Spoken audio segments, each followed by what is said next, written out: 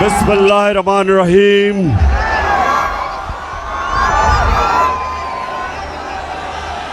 फैसलाबाद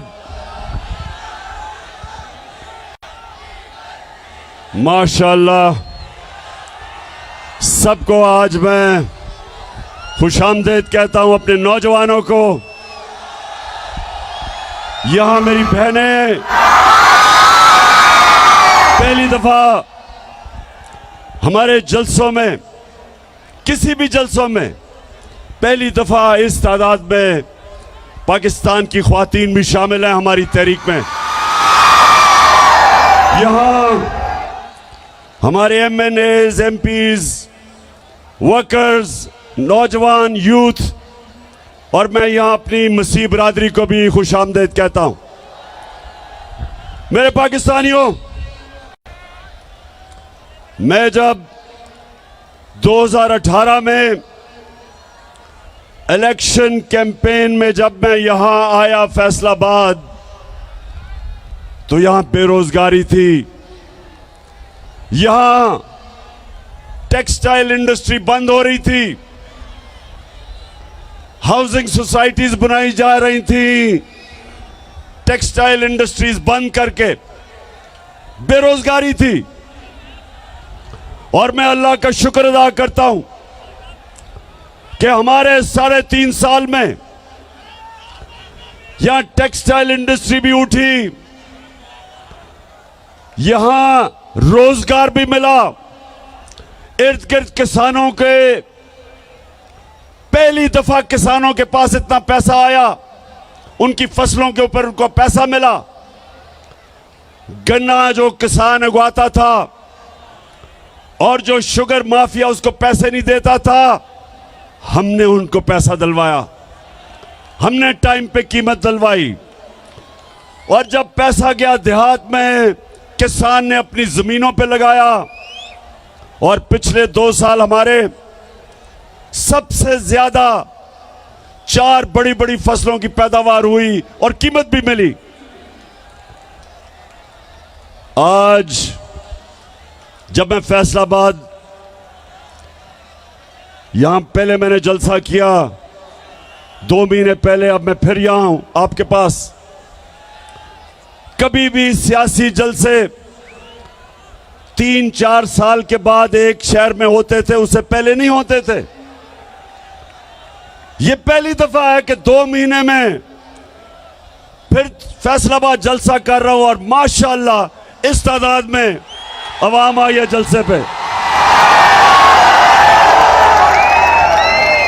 लेकिन मुझे अफसोस से कहना पड़ता है कि फैसलाबाद में इंडस्ट्री बंद हो रही है, पावर लूम वाले मेहनत कश वो बंद हो रहे हैं, जो शटल लूम वो भी बंद हो रही हैं, जो एक्सपोर्ट करते हैं। बेरोजगारी बढ़ रही है, और उसके अलावा जो बिजली की कीमतें, पेट्रोल और डीजल की कीमतें,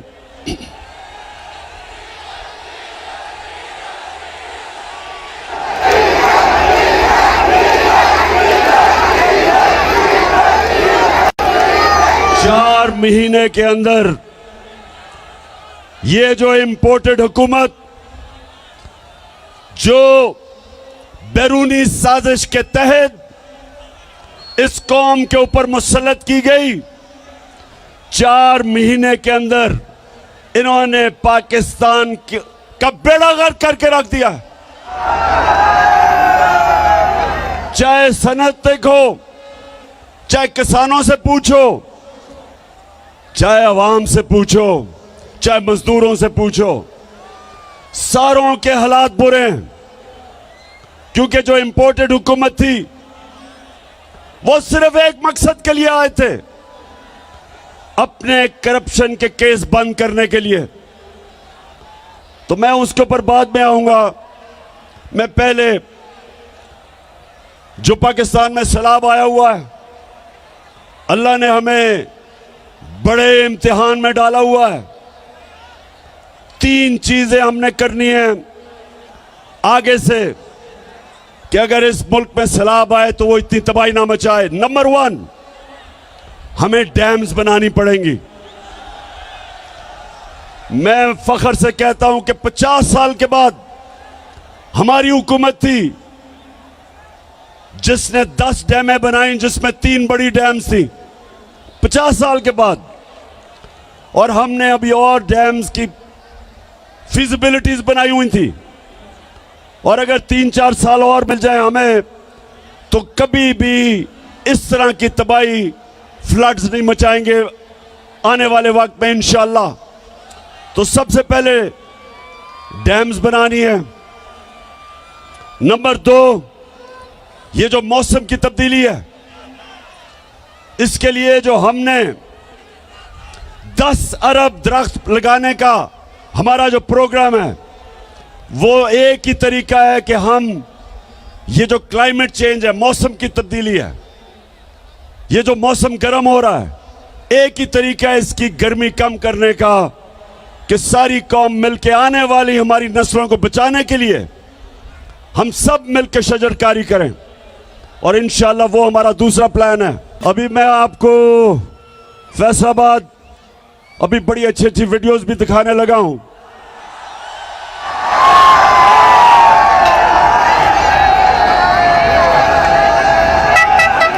लेकिन उससे पहले मौसम का मैं सिर्फ आपको बता दूं कि हमने मौसम की तब्दीली को भी रोकने के लिए इस कौम ने मिलकर शजरकारी करनी है, हमने डैम्स बनानी है। और तीसरी चीज, जब पानी आता है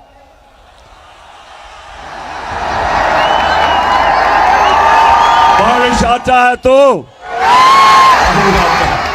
तो जब पानी आता है तो उसको निकालने के लिए ड्रेनेज सिस्टम चाहिए ताकि वो तबाही ना मचाए। अगर पानी के रास्ते में अगर आप पानी को निकलने नहीं देंगे तो वह फिर तबाही मचाएगा। तो इसलिए ये भी अभी हमने ड्रेनेज सिस्टम ठीक करना है। जिस तरह दराए सिंध के साथ राइट बैंक और लेफ्ट बैंक कैनाल है जो बंद हैं, जिनको कब्जे हो गए हैं। कई कराची की तबाही है क्योंकि नालों के ऊपर लोगों ने कब्जे कर लिए हैं। तो इंशाल्लाह ये तीसरी चीज। और चौथी, इंशाल्लाह अगले इतवार को मैं फिर से टेलीथॉन करूंगा और खास तौर पे बैरून मुल्क पाकिस्तानियों से इंशाल्लाह अरबों रुपया आपको इकट्ठा करूंगा सैलाब के मुतासरीन के लिए। अच्छा, फैसलाबाद थोड़ी सी जरा संजीदा बातें देखें। फैसलाबाद वो शहर है, इंडस्ट्रियल सिटी है, पाकिस्तान का मैनचेस्टर है। अगर यहां हम अपनी सनत और सनतकारों की मदद करेंगे, वो सनतकारी करेंगे और सरमायाकारी करेंगे, फैक्ट्रियां बनाएंगे, नौकरियां मिलेंगी, मुल्क में दौलत में इजाफा होगा। और अब मुल्क जब एक्सपोर्ट करता है तो मुल्क के अंदर डॉलर आते हैं। तो नौजवानों, मैं चाहता हूं कि मैं आपकी तरबियत भी करूं और आपको तालीम भी दूं कि हमने अपने मुल्क को कैसे उठाना है, कैसे एक अजीम मुल्क बनाना है। तो कोई भी मुल्क जब तक, जिसको अंग्रेजी में वेल्थ क्रिएशन, जब तक वो मुल्क में अपनी दौलत के अंदर इजाफा नहीं करता, जब तक वो मुल्क में दौलत की इजाफा नहीं करता, अपनी एक्सपोर्ट्स नहीं बढ़ाता, तो वो इसी तरह कभी IMF की गुलामी तो कभी किसी की गुलामी, और उसका सरबरा फिर यही करता है जो कि अभी शहबाज शरीफ कहता कि मैं भी मुल्क फिर के आया हूं। तो वो क्या कहता, जरा ये देख लें। मैं सऊदी अरब से होके आया हूँ, मैं UAE के होके, अभी मैं तुर्की होके आया हूँ। और मैंने उन भाइयों को कहा कि आप हमारे बड़े अजीम भाई हैं, हमेशा आपने हमारी मदद की। और मैंने यही कहा, जब मैं आया हूँ तो आप समझेंगे शायद ये मांगने आया है। मैं मांगने नहीं आया, लेकिन मजबूरी है। हमारा जिस तरह माजी में 75 साल में आपने हमारा हाथ बटाया है, कुछ ऐसा आप हाथ बटा। मैंने कहा मैं वादा करता हूं कि इंशाअल्लाह हम पूरी कौम हम मिलकर दिन रात मेहनत करेंगे, पसीना कराएंगे, अपने पांव पे खड़े होंगे। हाँ शहबाज शरीफ, कौम तो मेहनत करती है।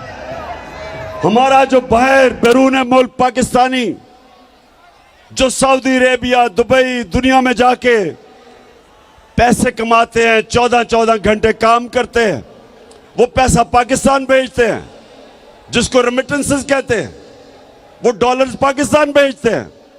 और आप और आपके भाई और जरदारी की तरह करप्ट लोग चोरी करके मुल्क से पैसा बाहर भेज देते हैं। तो मेरे नौजवानों सुनो, आप अभी आईएमएफ की रिपोर्ट आई है, ये जरा आप गौर से सुने। आईएमएफ, अब मैं समझा दूं आईएमएफ क्या है। आईएमएफ एक आलमी बैंक है। जब एक मुल्क के अंदर डॉलर्स की कमी होती है, यानी मुल्क में ज्यादा डॉलर्स बाहर जाते हैं और कम डॉलर्स मुल्क में आते हैं, खसारा होता है बैरूनी, तो फिर आईएमएफ आपको कर्जा देता है। तो जब वो कर्जा देता है, वो कई शराइत लगा देता है। वो ये कहता है कि मसलन आप अवाम से पैसा इकट्ठा करने के लिए बिजली महंगी करो, आप पेट्रोल और डीजल की कीमत बढ़ाओ।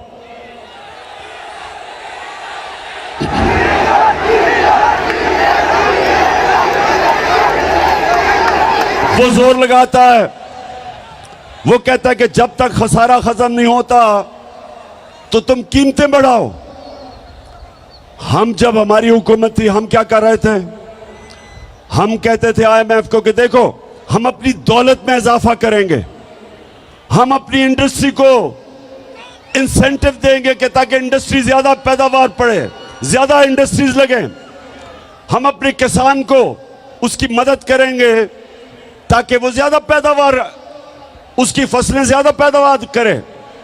और जब ज्यादा पैदावार होगी, हमारी दौलत में इजाफा होगा, हम आपके कर्जे भी वापस कर देंगे और हम अपनी अवाम के ऊपर बोझ कम करेंगे। क्योंकि जब हमारा टैक्स बढ़ जाएगा, उस टैक्स से हम अवाम को सस्ती बिजली भी देंगे, सस्ता डीजल और पेट्रोल भी देंगे। तो हमने फैसलाबाद, गौर से सुनो, हमने पाकिस्तान की तारीख में सबसे ज्यादा टैक्स का पैसा इकट्ठा किया, क्योंकि हमने दौलत में इजाफा किया, हमें टैक्स ज्यादा मिला, हमने करप्शन कम की और तारीखी टैक्स इकट्ठा किया, जिसकी वजह से जब 4 महीने पहले पेट्रोल एक लीटर 150 रुपए का था, सिर्फ 4 महीने पहले आलमी मंडी में तेल तब $103 का था। और ये जरा सुन ले, नोट करें, ये $103 का आलमी मंडी में तेल था और हम आपको पेट्रोल 150 रुपए लीटर दे रहे थे।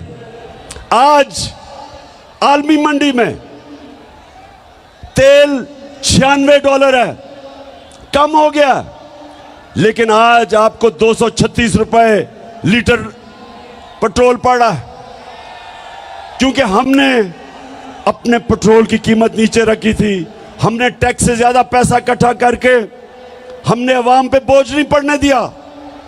हमने बिजली की कीमत, हमारे दौर में 18 रुपए लीटर, 18 रुपए यूनिट थी, आज 36 रुपए यूनिट है, दुगनी, और टैक्स लगा के तो 50 रुपए यूनिट बन जाती है। हमने लोगों के ऊपर बोझ नहीं पड़ने दिया, हमने अवाम के ऊपर बोझ नहीं पड़ने दिया। 4 महीने के अंदर,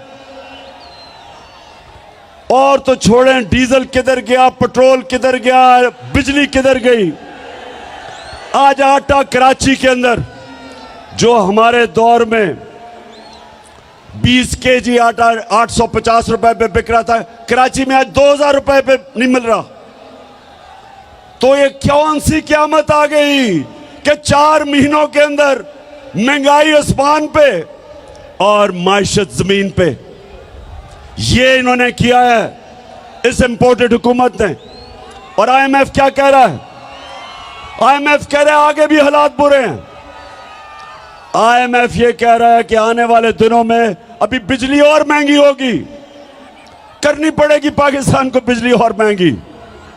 वो ये कह रहे हैं कि ये हुकूमत कमजोर तरीन हुकूमत है, यहां पॉलिटिकल स्टेबिलिटी नहीं, यहां सियासी इस्तेकाम नहीं।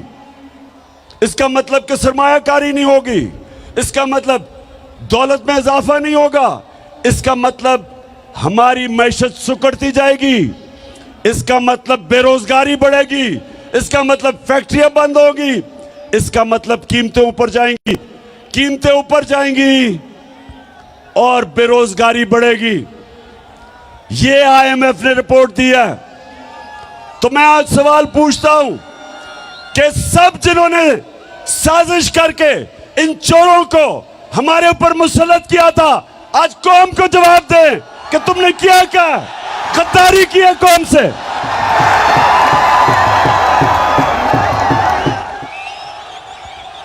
आज कौम आपसे जवाब मांग रही है। सब जो मुलव्विस थे इसमें, इन चोरों को हमारे ऊपर मुसल्लत किया और उन चोरों ने सिर्फ एक काम किया, आते साथ ही 1100 अरब रुपए की अपनी चोरी आते साथ ही इन्होंने माफ करवाई। आते साथ ही असेंबली में इन्होंने बिल पास किया और बिल पास करके 1100 अरब रुपया जो इन्होंने अवाम से चोरी किया था वो इन्होंने माफ करवाया। नौजवानों, फिर से मैं आपको बता दूं, करप्शन और चोरी में क्या फर्क है? करप्शन और चोरी में क्या फर्क है? नौजवानों, टेस्ट कर रहा हूं मैं तुम्हारे में कितना शऊर है। बताओ, चोरी होती है जो आपकी जेब से मोबाइल फोन चोरी कर ले, चोरी होती है कि आपके घर में आके कोई चोरी करके आपका टीवी उठा के ले जाए, आपके पैसे चोरी कर ले, इसको चोरी कहते हैं। करप्शन वो होती है जो मुल्क का पैसा चोरी किया जाता है, जो आप सबका, जो पैसा आपके स्कूलों पे, अस्पतालों पे, सड़कों पे, कीमतें कम करने पे, जो पैसा कौम पे खर्च होना हो वो चोरी करके ले जाते हैं, इसको करप्शन कहते हैं। और आईएमएफ ने एक और बात की, ये पहली दफा आईएमएफ ने ये बात की है कि एक बहुत बड़ी वजह कि पाकिस्तान के जो माशी हालात इतने बुरे हैं, जो हमारा दिवालिया निकला है, उन्होंने कहा एक बहुत बड़ी वजह हुकूमती करप्शन है। यह पहली दफा आईएमएफ ने कहा है। तो अब मैं जरा आपको बताऊंगा फैसलाबाद करप्शन होती क्या है। नौजवानों, जरा अब आप तैयार हो, आपको मैं वीडियो दिखाने लगा हूं। करप्शन होती क्या है? करप्शन होती यह है कि जब मसलन मैंने एक पावर प्लांट लगाना है पाकिस्तान में, उसकी कीमत है 100 अरब रुपया। मैं क्या करता हूं, मैं मुल्क का प्राइम मिनिस्टर या वजीर हूं, मैं क्या करता हूं, उसकी कीमत उठा के 120 रुपए कर देता हूं, 120 अरब रुपया, 20 रुपए जेब में डाल लेता हूं। वो पावर प्लांट जो दुनिया में 100 अरब रुपए में बने हैं, वो पाकिस्तान में 120-30 रुपए पे 30 अरब रुपए के बने हैं। जो 30 अरब रुपया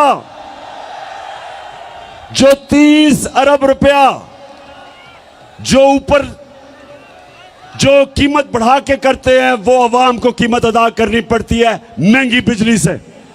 और वो क्योंकि 30 अरब रुपया मुल्क में नहीं छुप सकता, क्योंकि वो बैंकों में डालेंगे, लोग पूछेंगे, तो वो मुल्क से बाहर भेजते हैं, वो चोरी करके बाहर भेजते हैं।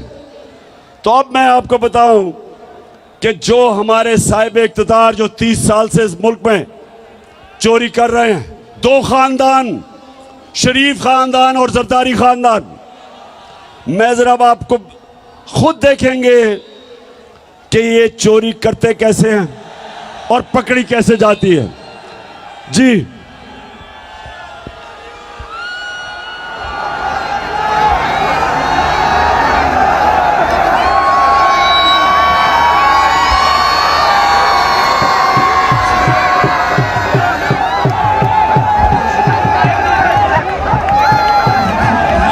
है कि आपको ये प्रॉपर्टी आप ले सकते हैं कि आपने मे फेयर के अंदर जो आपकी 4 अपार्टमेंट्स हैं उनकी 1 अरब से ज्यादा, 1 अरब रुपए से ज्यादा उनकी कीमत है। अब 4.5 अरब तक पहुंच गई है उनकी कीमत। आपने अपनी जो टैक्स में टोटल आमदनी बताई है 94 में 1.5 लाख रुपए है। मुझे ये बताएं कि आपने अरबों रुपए की मे फेयर में प्रॉपर्टी खरीदी कैसे ना आपकी। अच्छा, ये आज से 10 साल पहले मैंने इनसे सवाल पूछा शरीफों से कि ये आपके पास लंदन में महंगी तरीन जगह, लंदन यूरोप की सबसे महंगी तरीन शहर है, उस शहर की सबसे महंगी तरीन जगह मेफेयर में मैं इनसे पूछता हूं तुमने किधर से ये पैसा आया? तो ये जरा अब मरियम बीबी का सुने। मुझे लगा कि आप लोगों को बेवकूफ नहीं बना सकते। मेरी सेंट्रल लंदन में प्रॉपर्टीज तो दूर की बात है, मेरी पाकिस्तान में भी कोई प्रॉपर्टी नहीं है। मैं अपने वालिद के साथ है और मुझे समझ नहीं आई कि मेरी और मेरी वालदा की और बहन भाइयों की प्रॉपर्टीज ये कहाँ से निकाल के ले आए हैं। मेरे नाम पाकिस्तान में कोई प्रॉपर्टी नहीं है, ये तो इंग्लैंड की बात है। सुन लिया, सुन लिया। ये मरियम को नहीं पता था कि एक हदीस है कि शैतान आपके गुनाह दुनिया में नशर कर देता है, कि आप जितना मर्जी गुनाह छुपाना चाहें शैतान दुनिया में नशर कर देता है। तो उनको नहीं पता था आज से 9 साल पहले कि एक इंटरनेशनल इंकशाफ हो जाएगा जिधर उनकी मेफेयर की अरबों रुपए की प्रॉपर्टी के ऊपर भी इंकशाफ होगा कि ये इनकी है। ये कहती है ना मेरी नहीं है। अब ये सुने,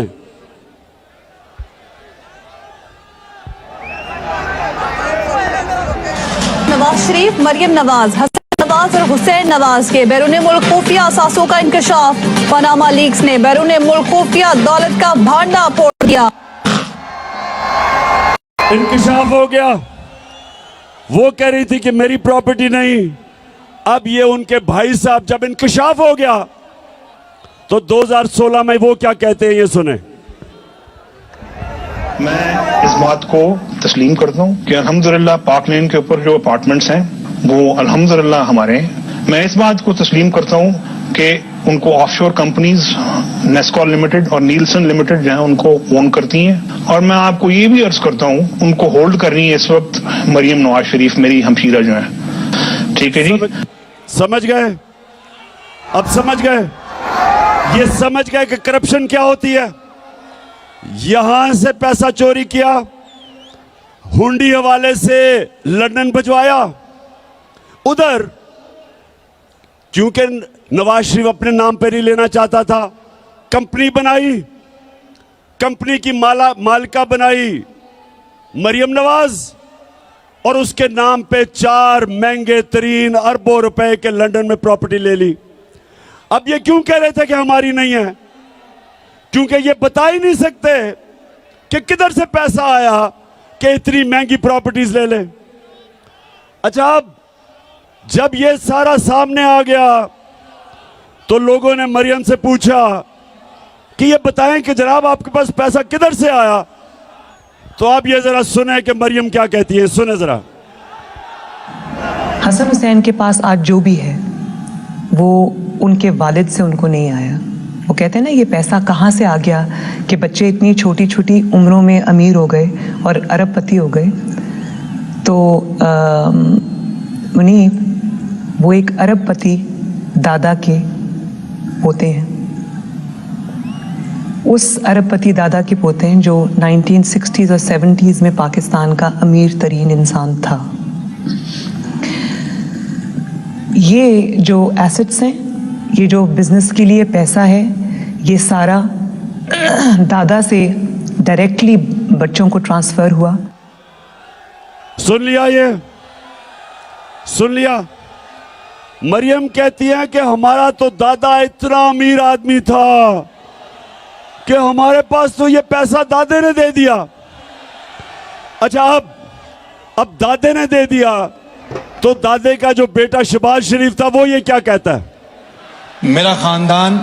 मेरे खानदान को 22 खानदानों में शुमार नहीं होता था।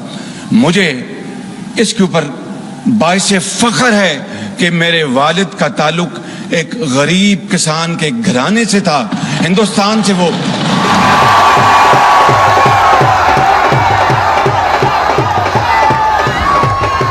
वैसे मैं मरियम को दाद दूंगा, मैं आज उसे अप्रिशिएट करना चाहता हूं।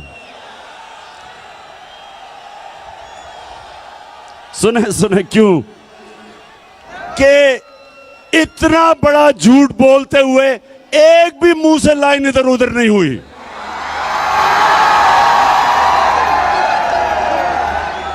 यानी झूठों का बादशाह बना, इतने सीधे मुंह से मेरा तो दादा बड़ा अमीर आदमी था। वो या तो दादा कोई और था या शहबाज शरीफ। वो शहबाज शरीफ कहता है मेरा बाप गरीब आदमी था, वो कहती है मेरा दादा अरबपति था। अब ये मैं आपको क्यों दिखा रहा हूं? ये इसलिए दिखा रहा हूं मेरी कौम आप समझ जाओ कि 30 साल से आपके मुल्क को लूटा जा रहा है।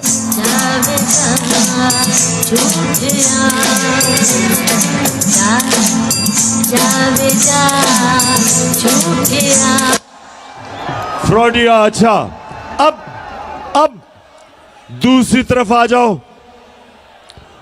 आसिफ जरदारी। अब आसिफ जरदारी मुल्क की सबसे बड़ी बीमारी हम सब जानते हैं। अब ये सुने, इसने $60 मिलियन जो होता है 13 अरब रुपया इसने स्विट्जरलैंड में रखा हुआ था। मुशर्रफ की हुकूमत ने जब पता चला तो मुशर्रफ की हुकूमत ने कानूनी कार्रवाई की और वो जो पैसा था वो कानूनी कार्रवाई के बाद वो पाकिस्तान को आना था। लेकिन जनरल मुशर्रफ ने इस मुल्क के ऊपर इतना बड़ा जुल्म किया कि इनको दोनों को एनआरओ दे दिया और माफ कर दिया, जबकि जनरल मुशर्रफ का पैसा ही नहीं था माफ करने के लिए। मेरी तरह के लोगों ने शोर मचाया कि कैसे आप माफ कर सकते हैं, पैसा तो कौम का था। तो 13 अरब रुपया इनका माफ हुआ। अब ये जरदारी डर गया, इसने एम्बेसडर को भिजवाया, बर्तानिया से एम्बेसडर को स्विट्जरलैंड भिजवाया, ये तब प्रेसिडेंट था, और इसने वो सारे सबूत खत्म किए।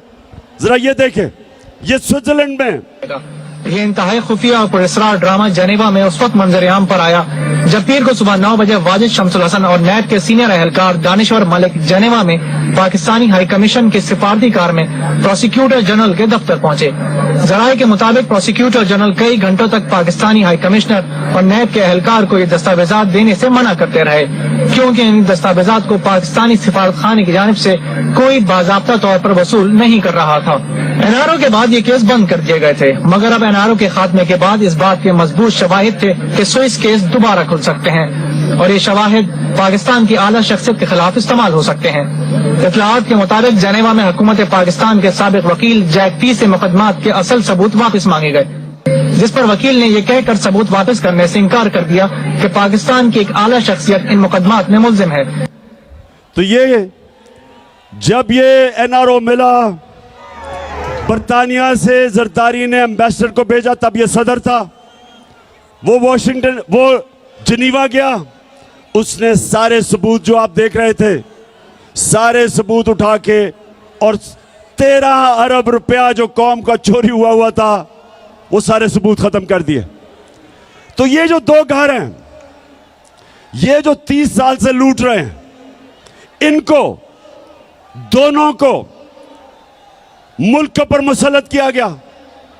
और ये जो दो घर हैं, ये पाकिस्तानियों गौर से सुन लें, ये 20 साल एक दूसरे को चोर कहते रहे। 20 साल जरदारी कहता था नवाज शरीफ चोर है और नवाज शरीफ कहता था जरदारी करप्ट है। 20 साल। और जब तहरीक इंसाफ की सुनामी आई, दोनों इकट्ठे हो गए, दोनों चोर मिल गए। और अब इनको हमारे ऊपर मुसल्लत किया गया। 4 महीने में सारी कौम देखो कि उन्होंने किया क्या हमारे साथ।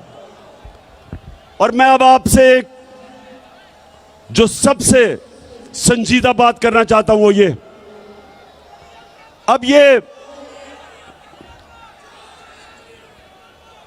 अब ये मुल्क को संभाल नहीं सक रहे,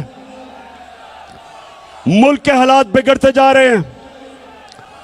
IMF ने भी कह दिया है कि जब तक पाकिस्तान में सियासी इस्तेकाम नहीं होगा, मुल्क के हालात बिगड़ते जाएंगे, माशरत नीचे जाती रहेगी, बेरोजगारी बढ़ती जाएगी, महंगाई बढ़ती जाएगी और पाकिस्तान में इंतशार का डर है, ये IMF कह रहा है। तो सवाल ये होता है कि ये दोनों क्यों इलेक्शंस करवाने से डरते हैं? क्योंकि सिर्फ इलेक्शन की वजह से मुल्क में इस्तेकाम आएगा सियासी। तो ये क्यों डरते हैं इलेक्शन से? ये डरते हैं आपकी वजह से हैं। इनको पता है कि जब इलेक्शन हुआ, इनका नाम और निशान मिट जाएगा। और इसलिए एक ये वजह है, और दूसरी बड़ी इंपॉर्टेंट वजह है, पाकिस्तानियों सुनो, दूसरी वजह यह है कि नवंबर में नया आर्मी चीफ आने वाला है। और ये दोनों जरदारी और नवाज शरीफ, इनकी पूरी कोशिश है कि ऐसा आर्मी चीफ आए जो ये अपना कोई फेवरेट लेके आए। ये अपना आर्मी चीफ लाना चाहते हैं क्योंकि पैसा इन्होंने चोरी किया हुआ है। ये डरते हैं कि यहां कोई तकड़ा आर्मी चीफ आ गया, एक मुहिब्बे वतन आर्मी चीफ आ गया तो वो पूछेगा इनसे। तो इस डर से ये बैठे हुए हैं कि ये दोनों मिलकर अपना आर्मी चीफ अपॉइंट करेंगे। अब मैं सारे पाकिस्तानियों से पूछता हूं, फैसलाबाद, गौर से मेरी आप बात सुनो, ये दो जब इनको मुश्किल पड़ती है मुल्क से बाहर भाग जाते हैं। अरबों रुपया इनका मुल्क से बाहर।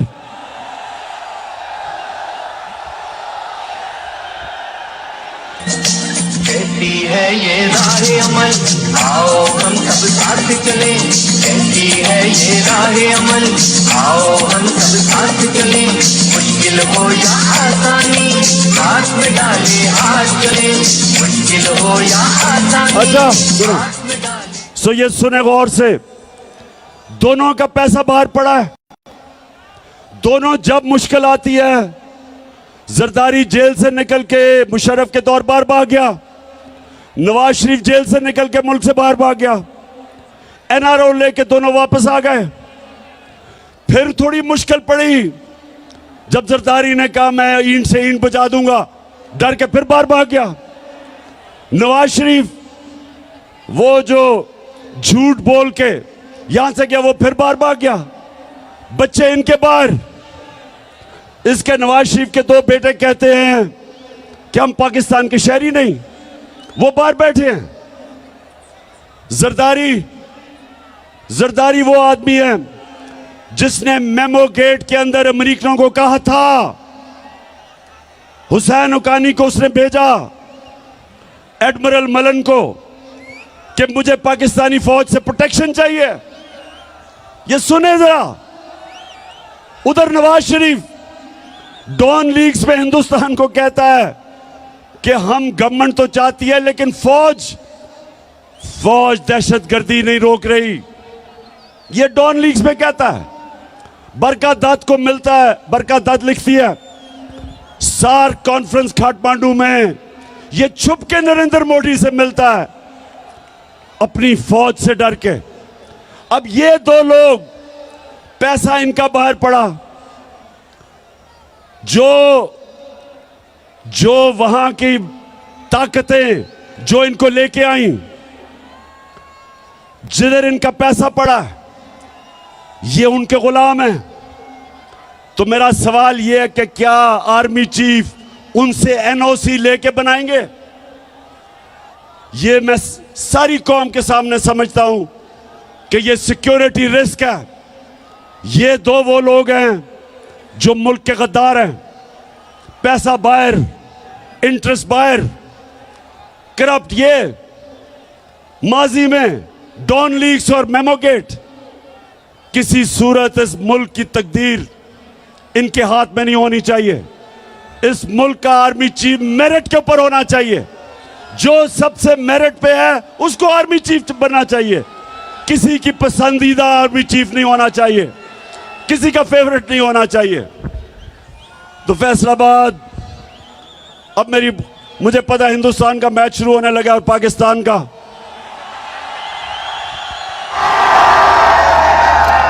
इसी स्टेडियम में हिंदुस्तान के खिलाफ अल्लाह ने मुझे बड़ी कामयाबी दी थी।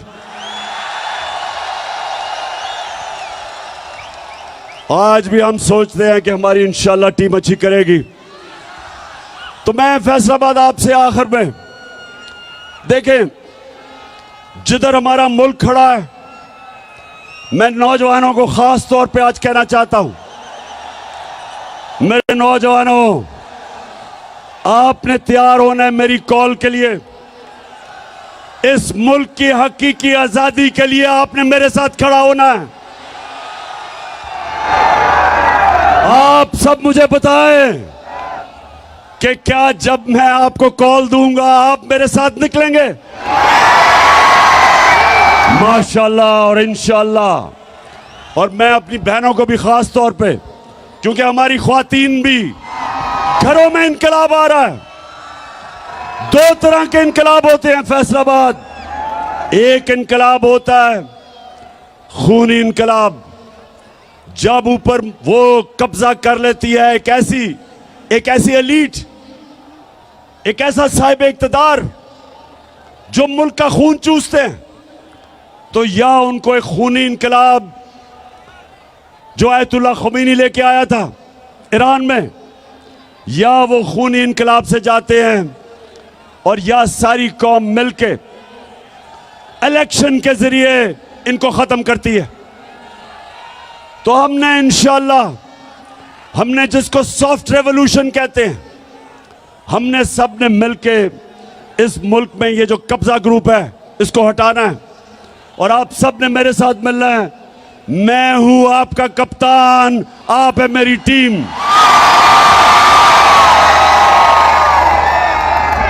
और फैसलाबाद इलेक्शन भी आ रहा है, यहां एक इलेक्शन भी है, आपको पता है लोटों का। इस फैसलाबाद में भी एक दो लोटे निकले हैं।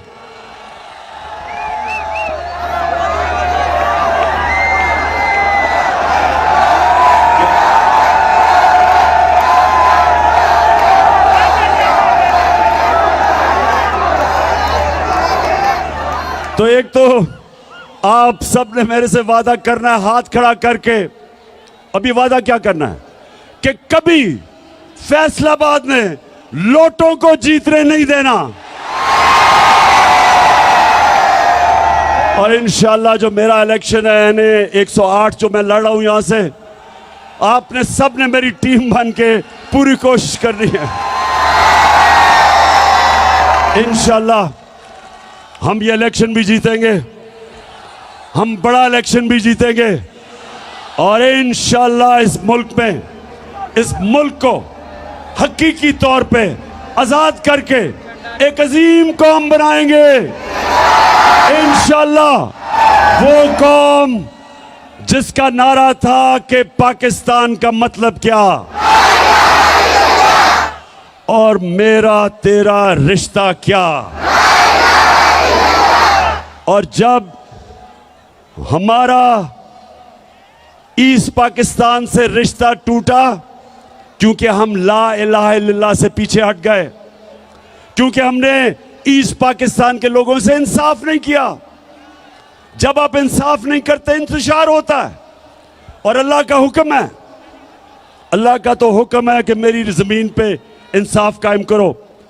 तो फैसलाबाद हमारा रिश्ता सारे पाकिस्तानियों का ला इलाहा इल्लल्लाह है, और हमारा अल्लाह से वादा है ला इलाहा इल्लल्लाह के हम सिवाय अल्लाह किसी के सामने नहीं झुकते, ना अमेरिकनों के सामने झुकते हैं, ना पैसे के सामने झुकते हैं, ना खौफ के बुत के सामने झुकते हैं, ना लालच के सामने झुकते हैं। हम एक खुददार कौम है, हम एक गैरतमंद कौम है, और इंशाअल्लाह हम एक दिन आएगा कि सारी दुनिया में हमारे हरे पासपोर्ट की इज्जत होगी। पाकिस्तान जिंदाबाद।